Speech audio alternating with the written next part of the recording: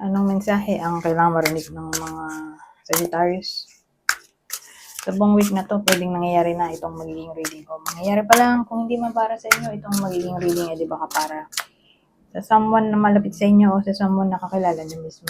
Baka may lumabas na gender, mamaya gawin nyo na lang energy, masculine at feminine energy. Pwede rin naman na huwag nyo nang pansinin ng gender. Hindi ko masasabi kung anong magiging reading, kung positive ba o negative. Depende. So, kung anong mapipick up pong energy, walang masama kung papanoorin ang sun, moon, at rising sign.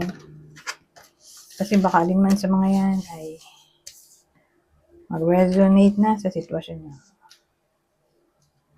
So, dito walang tao. Pero may subject tayo. Okay? Kahit walang tao. Ang subject ay pamilyado. Pero di kasal. Ito sa gabal tong ilaw. Pasensya na kayo. Wala na akong magagawang paraan dyan at dahil didilim kung natanggalin ko yung ring light. So again, ang bida natin, pamilyado pero di kasal. Anong meron? Page of Swords. Wait lang. Ayusin ko lang itong deck ko. Yan, ang laki kasi ng cards di ba? Kaya gagamit tayo ng ibang deck para magkasya. So, itong Page of Swords.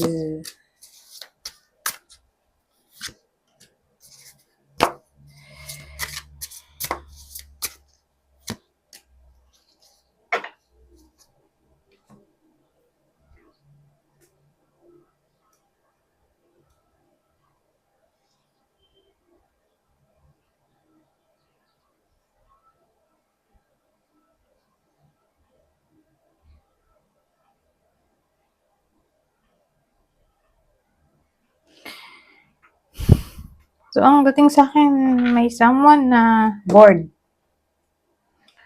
Kaya nung di ko alam ano ba to. Relasyon ba to o career?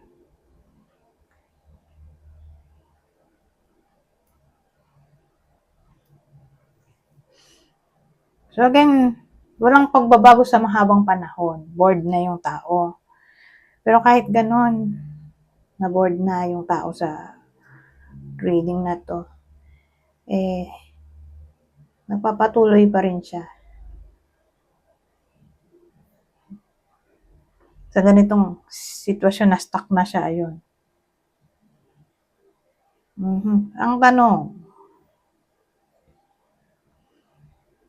ano ba to? Relasyon o career? Kasi ito magmumukha na tong restless mind.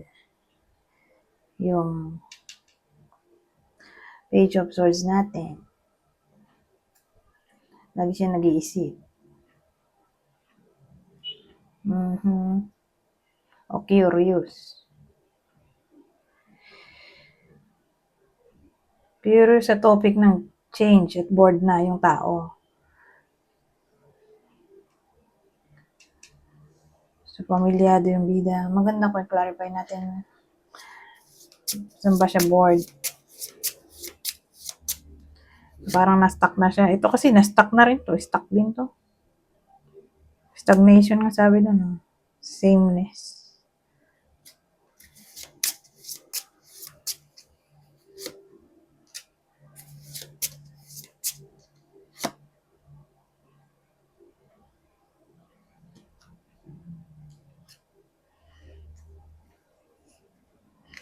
Bored na yung tao sa paulit-ulit na nangyayari. Ano yung paulit-ulit na nangyayari? Away-bati. Away-bati.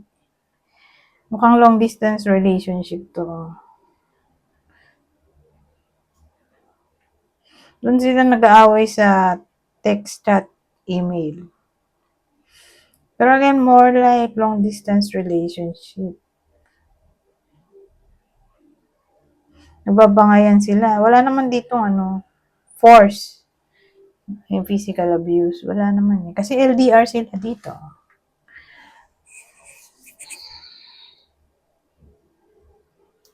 O puwede rin naman ang cause bakit nag-aaway ay hindi sila nagkikita na. Hindi na sila nagme-meet, nagde-date. O ang pinag-aawayan ay communication in general, madalang mag-text, mabagal mag-reply. Pero pamilyado yung bida dito. Pero long distance relationship nga for some reason. So, pwedeng napalayo yung isa para mag-work. O for some reason ay nag-travel kaya napalayo. Di ba? Sabihin natin nasa Maynila, umuwi ng probinsya siya yung isa. Kaya magkalayo sila ngayon. Case-to-case basis. But anyways, alamin natin. Ito na lang din ang gamitin natin.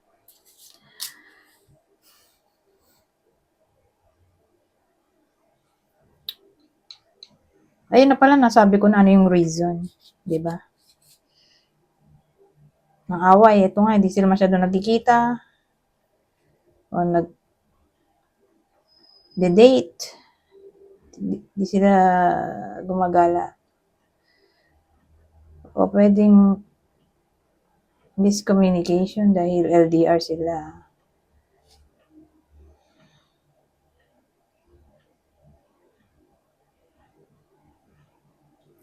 So, dito naman,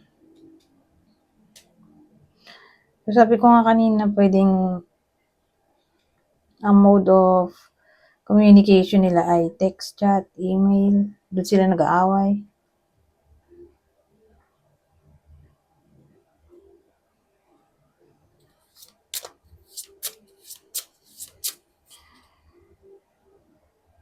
O siguro, ang tagal mag-reply. Sabi ko kanina, ang tagal mag-reply. Ano ba yung sinabi ko? Basta, communication in general. Matagal mag-reply o ilang araw bago mag-reply, kalokan.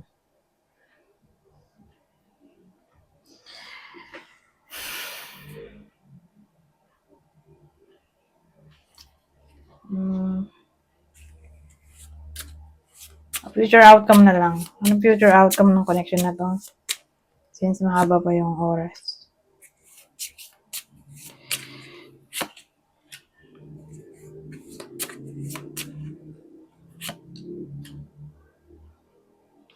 Ito maganda oh.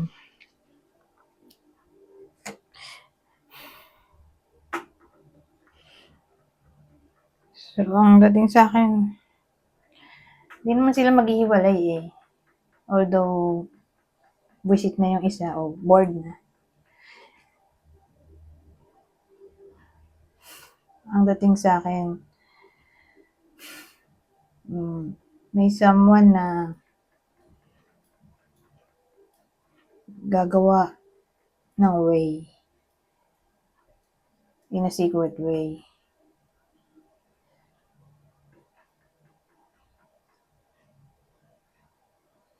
Parang may to eh. Sikretong plano. Na makipagkita sa bahay. Ayan. Ito gathering na. Sabihin natin LDR. May uuwi para lang ayusin yung problema.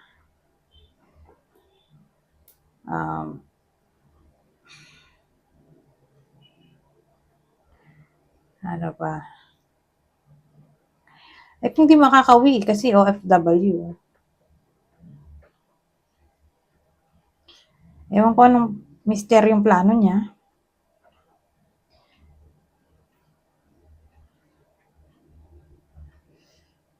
Pero nagmukha na tong video call. To, sa bahay. Video call sa bahay. O, may kakausapin. Yung nasa malayo. Para puntahan yung partner niya. Para suyuin. So, kukuha siya ng tulay. Para pagbatiin sila sa madaling salita.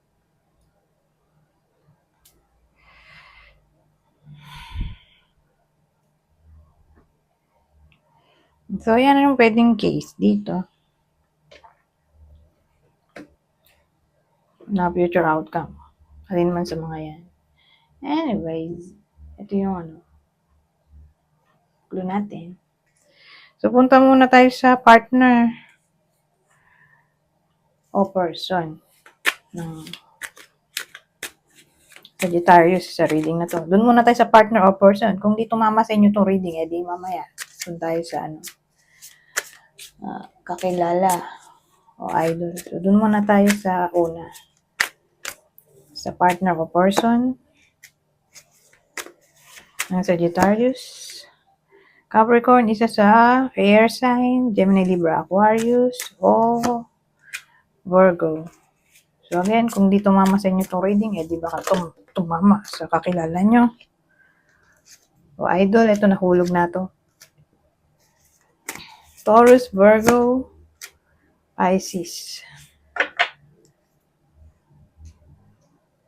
Ito naman, same instruction dito. Kung di tumama sa inyo itong reading, itong clue, di baka tumama sa person nyo, kakilala o idol. Kunin nyo lang yung clue na sa tingin nyo ay fit sa sitwasyon nyo o sa kakilala nyo. Coarse curly hair. So, ganito buhok. Kulot na kulot. Afro. So, may someone na matangkad. Yung lalaki may mga buhok sa mukha. Kasi, usually, mga lalaki dito sa Pilipinas, mga Pilipino, ay hindi naman ganito, di ba? Balbas sarado. O, may balbas bigote. Usually, clean ng mukha ng mga Pilipino. Pero sa case na to, may someone na ganito nga. May balbas o bigote. O baka foreigner to. Who knows? So ito, may someone na mas bata sa iba sa inyo. Ayun. Punta tayo dito sa ibang deck. Pero ayusin ko muna tong mga ginamit kong deck. Dahil masikip. Ano to? Ayusin ko lang sandali. Ayoko na magulo. Ayoko pag-isip. Okay, magsimula na tayo. Yung mensahe dito. Ibang senaryo to ha. Madalas hindi natutugma o nagdurugtong yung kwento dito sa doon sa nauna. Minsan nagdurugtong, pero tingnan natin.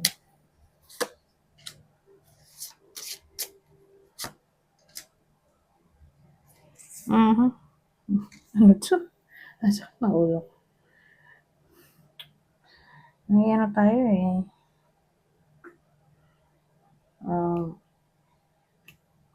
Problema dito.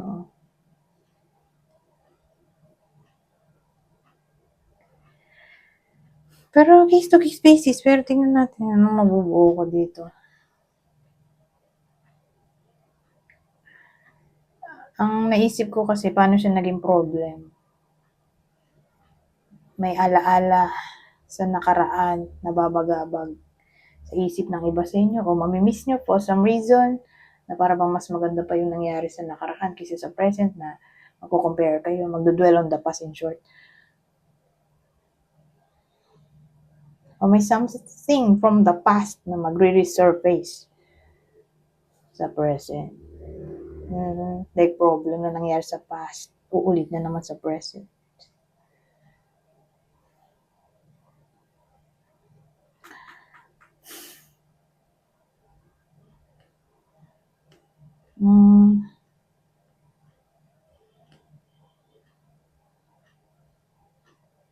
Pero kung ito ay nandito, ito ay nandun. May iba pa yan, kaya lang.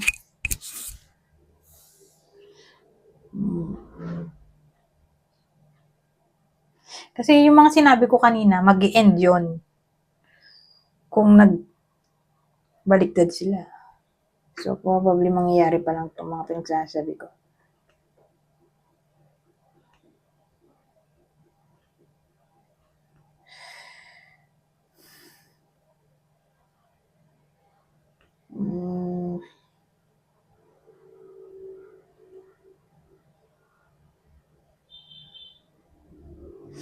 Ano pa ba?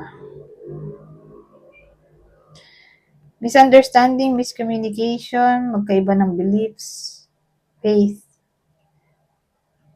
So, arguments na lang. In general, disagreement, arguments, misunderstanding. Posible.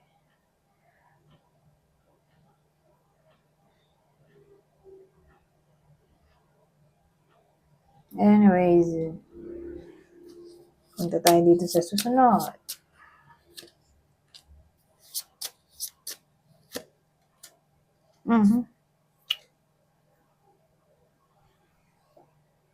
Medyo alanganin ako dito sa part na to. Pero tingnan natin. Anong mabubuo ko. Sana dito na lang. Ito dito. Ito doon. Kasi sabihin natin may paparating na opportunity sa iba sa inyo. O any form ng luck. Ang pangit nga nito, nagmukha siyang mabilis na dumating. Mabilis din nawala. So, ano yung example niyan? Pera. Kapera, nawala rin agad dahil naigastos na. Ganon. Saglitan lang yung luck. Dumating naman eh. O darating naman. Baka nga dumating na sa iba sa inyo, kaya lang nga mawawala rin. Pero kung ito ay napunta doon at ito ay napunta dito, yung problema, masosolve o may pag-asa pa sa mga problema. Pero kaya ba sila? Nauna to, bago to. O pwede rin may paparating na opportunity na maganda kung wag na i-take. Example, may darating na opportunity sa work, yung pala scam. May darating na new love interest, yung pala manloloko. Ganon siya eh. Na para bang ang advice ay wag masyadong excited sa opportunity na maaring dumating sa week na to at baka ikapahamak nila. Ganon ang dating.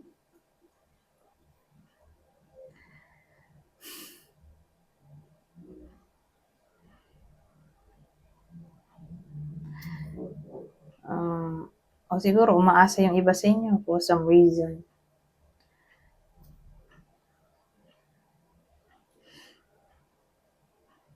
Na may mangyaring wish nila, pero sad to say, malabo.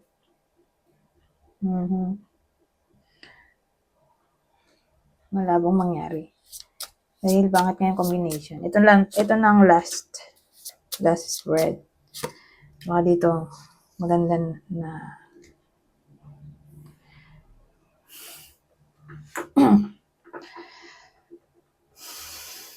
ay, ito maganda naman in a way.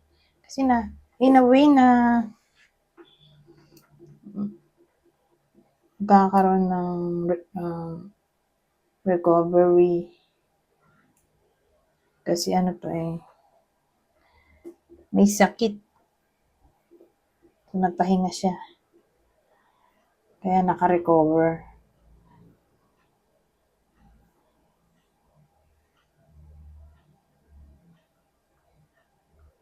Sabihin natin, nangyayari na to o mangyayari pa lang. At ang problem ay obsession, possessiveness, controlling. So again, whether nangyayari na yan o mangyayari pa lang, kasama na din yung gaslighting, manipulation. Ano ba inaisip ko? Nakalimutan ko isa. Gaslighting, manipulation, abuse. O yan. isama natin yun.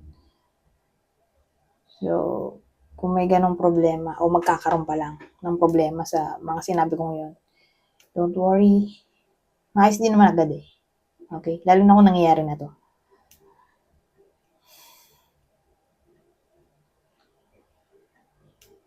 Yung may power struggle, yung may someone na laging gusto siya na susunod palagi, ayan.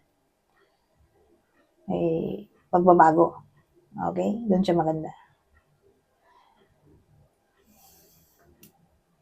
O sabihin natin may misunderstanding, miscommunication, arguments, disagreement, nice pa yan.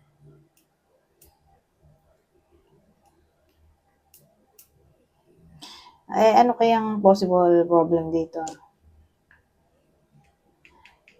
Na pwede pa maayos.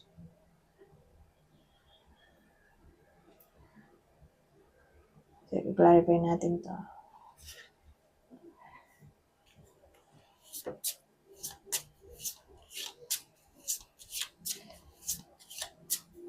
Ito, clarify natin to.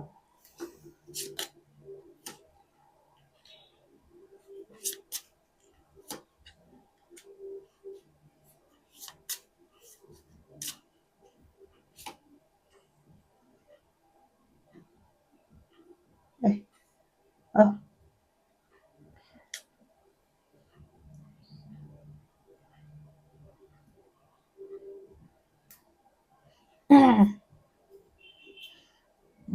Tumatawag ako. Paano ba?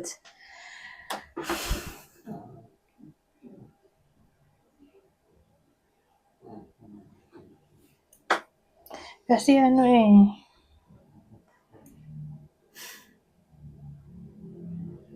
nagmukha na tong may someone na gusto nga siya laging nasusunod.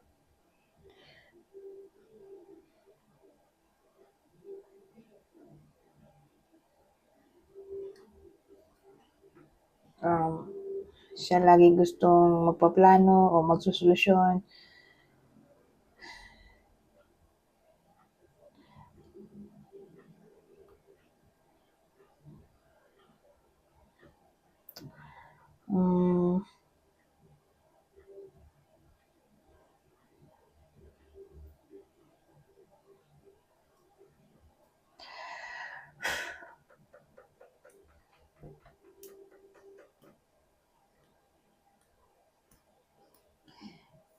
Kasi yung tao dito, medyo challenging, pakisamahan.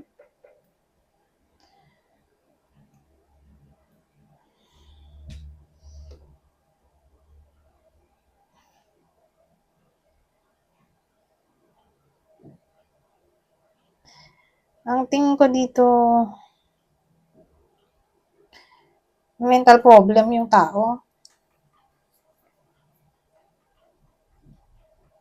Hindi naman to physical health problem eh. Kundi mental problem. Hindi naman siya literally sobrang mental. Pero, sabihin natin, mahirap siya pakisamahan niya. Mahirap pakisamahan yung tao dito. Dahil masyadong strong yung kanyang paniniwala. Mahirap mabago. Yun lang.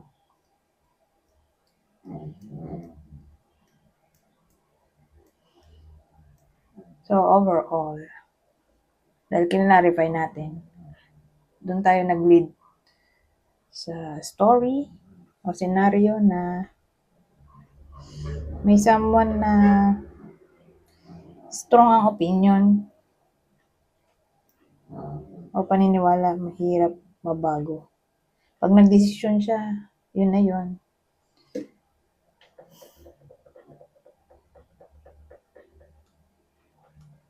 So, yun lang. Okay? So, sa madaling salita, problema sa ugali, paniniwala. Hindi fit yung mentality ng mga tao dito. So, expect na natin na may difference opinion. So, doon may healing.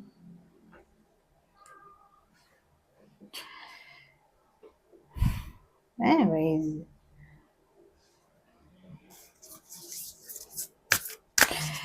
ito ng last deck natin.